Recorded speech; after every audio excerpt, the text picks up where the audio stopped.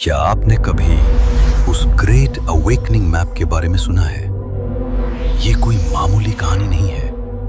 ये एक hidden history myth है जो सब कुछ एक्सप्लेन करने की कोशिश करता है। ये कॉम्प्लेक्स फ्रेमवर्क ये बताता है कि इंसानियत इतने सफरिंग में क्यों है, इस दुनिया के असली कंट्रोलर्स कौन हैं और हमारा फ्यूचर किस तरफ जा रहा है। इस मैप में एक नैरेटिव आर्क है जो एक एंशिएंट गोल्डन एज से शुरू होकर करप्शन और फिर एक ऐसी अवेकनिंग पर खत्म होता है जिसे सुनकर शायद आपकी रूह कांप जाए। सब शुरू हुआ था द वन इन्फिनिट क्रिएटर से, प्योर कॉन्शियसनेस, एकता।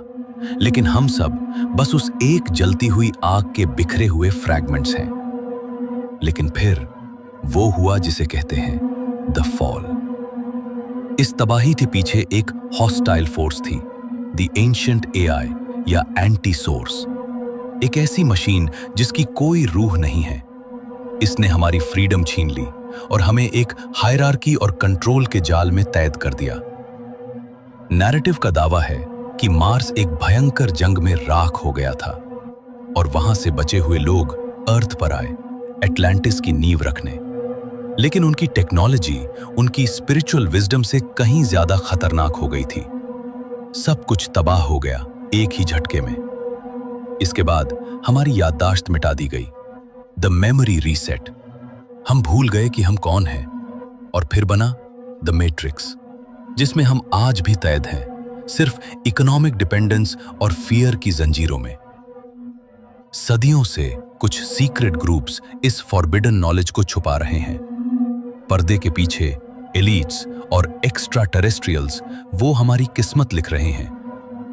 कहा जाता है कि वर्ल्ड वॉर 2 के बाद कुछ नाज़ी फैक्शंस अंडरग्राउंड बेसिस में छुप गए।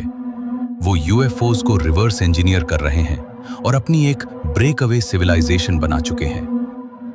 आज मॉडर्न सिविलाइजेशन अपने पीक कंट्रोल पर है।